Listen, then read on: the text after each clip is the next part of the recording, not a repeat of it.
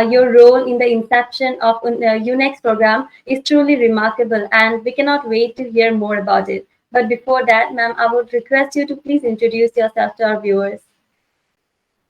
Thank you, Sagarika. Thank you so much for giving me this Okay, opportunity ma'am. to speak to you. I'm Rani Venugopal.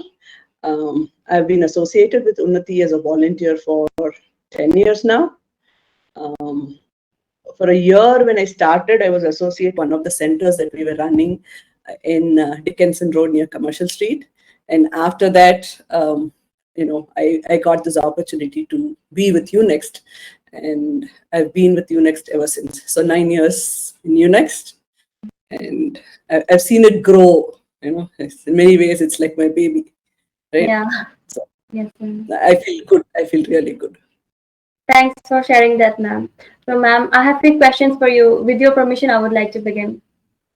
Thank you so much. Yes, please. Ma'am, could you please tell us about first few months of UNEX program and the activities that went into to design something which is going to be like out of Unnati for the first time? Okay, good question.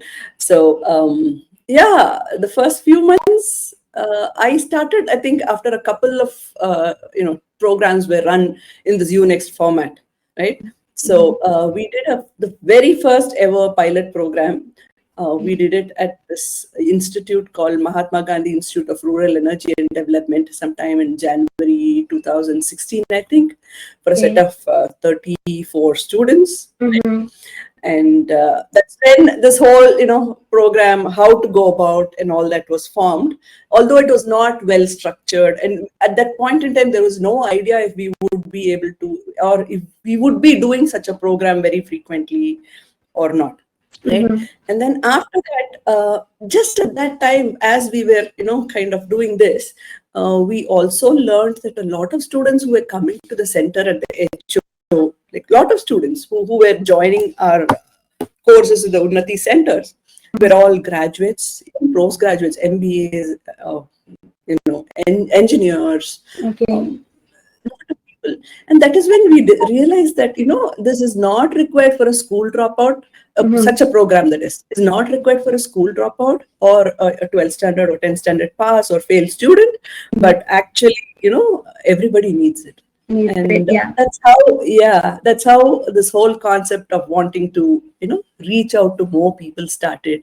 And of course, the best way to reach out was to go towards the students rather than bringing them into the centers. The numbers, Yes. you could reach to more audience by Mm-hmm. doing that. And there was no question in our mind that we would be doing this only for the final year students, because Mm-hmm. just after graduation, many of them would be searching for jobs. So we wanted them to have the benefit of this program. Mm-hmm. Yeah. And then so that's how it started. We did another pilot program at this college, RC College in Bangalore, Ram Narayan Chillaram's college. It's a commerce and management college, and it was a roaring success. And of Mm-hmm. course, to credit it to our master trainers also, because Yes, they're all ma'am. a very experienced group of people. Mm-hmm. And it was a huge success, huge. And Yes, yeah. I still remember the beaming faces of our, change makers, the Change master maker. trainers who Yeah, came back and yes. said, "Oh, we've done a good job." Yeah. So that's Obviously. how it started. Mm-hmm. And then, once we had this confidence that we could do this, so the college did support us, right? Yeah. In giving us repeated, the batches. This was in 2000, the academy. And so we slowly started with that college, and then there was a word of mouth that was spread around. Mm-hmm. And then it was mostly word of mouth by the college authorities as well as the students who did it. Within the college, it was always the students, whereas between colleges, there was a WhatsApp group where a group of they would. No, I don't know if it's a WhatsApp group. They had a group where they would chat about That, all yeah. these things. There was this name. There was, Mm-hmm. the thing of Unnati was going Unnati, around. yeah. Yes, ma'am. Right, Mm-hmm. right. So that did help. I still remember going to a college asking them for time and the students, and then principal really told us, you know what, I was wondering what this Unnati is all about. Yes, Why ma'am. is, why is this college, I mean, why is this organization not to us? And it's going everywhere else around Yeah. us. Yes, So ma'am. there's a series of college which is there on that road. Like you have Mm-hmm. the Government Arts College, Government Science College, and then you have the Maharanis, and then you have RC College. All of them are very close in a Yeah. very, the vicinity of each other in Mm-hmm. Bangalore. Mm-hmm. And then we got this information. And then she said, I was waiting for you all to come to us. And then, that was the That is kind of great. thing. They Yeah. Yes. already had information about us. Mm-hmm. That was in the first year, Yeah. 16, 17 itself, they had Mm-hmm. information about this program. Mm-hmm. So that is when we realized the power of the program, and we could Yeah. do we could work our Unnati magic, so as Yeah. to say, Yeah. across all these people Mm-hmm. and across students. And yeah, that's where we started. Second year, we did something like 600 students or so. Then we increased it to say 2,700, and so on, step by step. The 2 COVID years were a little bad. We went to 7,000 and then came back to 3,000, 3,000 each for Yeah. 2 years. Mm-hmm. And then last year we had a good run, 23,000, and this year has been fantastic for us. Fantastic, Fantastic. Yeah. yeah. Mm, So ma'am. So, 95,000 is amazing for us. mhm. 95,000 is Indeed, ma'am. So, ma'am, thousands. could you please share some of your key experiences that influence the designing and the implementation process of Unix program? Yes. I am an engineer by profession, and I've had this unique experience of working with two sectors before I came into Unnati as a volunteer. So I started my career with the governmental organizations, Mm-hmm. defense sector. It was with the atomic energy, Okay. and then I took a long break from work. And Mm-hmm. then I started my second innings with the private sector, right? Okay. Yeah. So I was able to put the best practices of both Yeah. in designing the program. So Program. Yeah. what we had a lot of challenges. Mm-hmm. So we had to the groundwork externally. We had to tap the colleges, the publicity that was required. We needed to have cooperation from colleges. Yeah. All these things were there. So a blend of in a private we go all about publicity and Mm-hmm. try to convince customers. Those things came into Yeah. my forte. I mean, it came into what Mm-hmm. use, I would say, right? And whereas the other aspect of it is where you have a proper structure, a framework, all those things were, the training that I received from my experience with the government. So I was able, I think in many ways, I'm very lucky to have experienced all three sectors, private sector, Yeah. government sector, as well as NGO, right? So True. I wanted to put in all the practices that I had into this.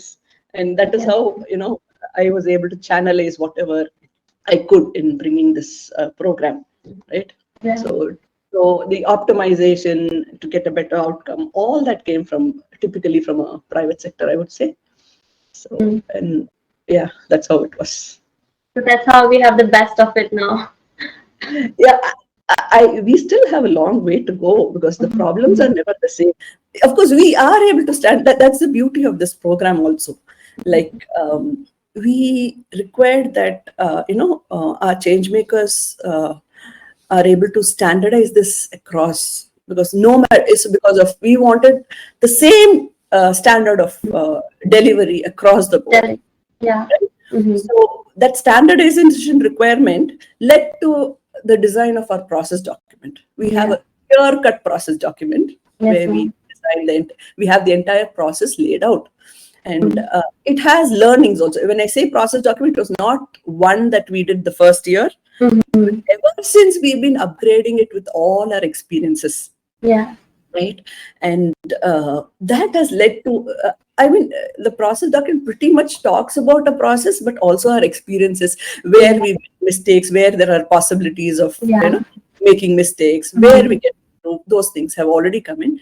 And that has the standardization has helped us with scalability. So the beauty of our Unix program is, in one word, if you say, scalability, because we can Yes, ma'am. for a group of 10 people, 20 people, 100 people. We have done it for a group of a lakh of students Like, also. yeah. So we've been able to implement it across. So, I mean, I wouldn't say group of 10, 20, a class of 10, 20 students. Yes, And then we implemented multiples of that to extend it to, we've been able to train 1 lakh students. So that exactly is the beauty of this yeah, UNESCO. true. And we've been able to do it so far. So, ma'am, Yeah. could you please tell us how do you induct or welcome a member in your team? Well, that's yeah, we do a lot of stuff to ensure that just after the BAC, of course, there's the training part and everything is taken care of by the BAC team Yeah. show. And then we also realize that after the BAC, face-to-face time or a face-to-face meeting is very important for the HO team as well as our change makers. And that is when we decided that we need to have a meet and greet. So we have a formal meet and greet just after the BAC or even during the BAC, right? Where the entire team meets up with all these people.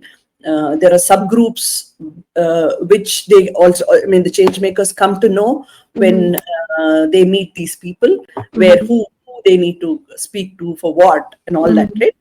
So they have a lot of hand holding so that who can, I mean, that happens in the first instance of that meet and greet meeting. And then they also know who they should approach when they go back to their own places. Essentially, UNext is a program where the change makers, they work on their own, right? They're not actually working as a team. I mean, they're in the field. So they're handling it singly. They are phase of Unnati in the field. Whereas, of course, we have a backend which will continuously support them and help them with troubleshooting problems and everything else so that a smooth function happens.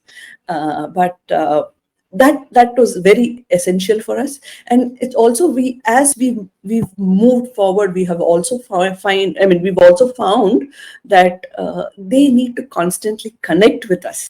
Only then they're able to, that confidence is important, right? Because they're going solo all the time.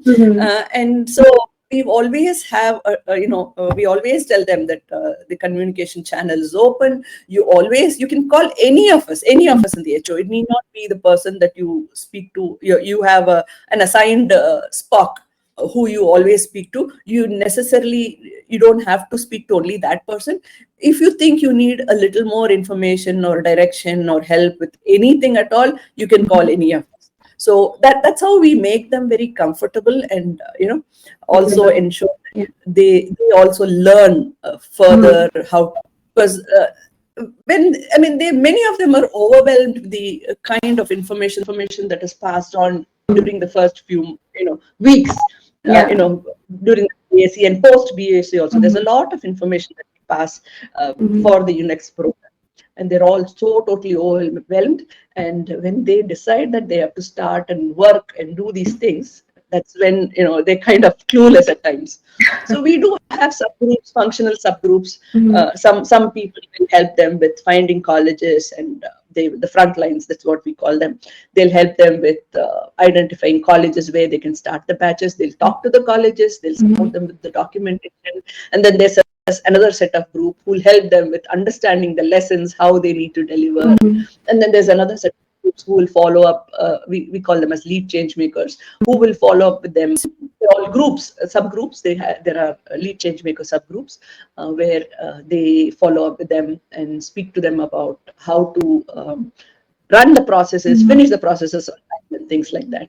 And then there's also a group which provides them with the data required, and they collect data information. So a lot of teams are there who will all support them with and ensure that we go out. We have to. There's no choice but to ensure that they are comfortable. Only then they will be able to deliver a good program. Yes, sir. So, ma'am, lastly, if you have anything that you would like to share or any parting words for our viewers, ma'am. So I'm assuming our viewers are students and change makers. Yes, so all I have to say is the learning, both learning and opportunities go hand in hand.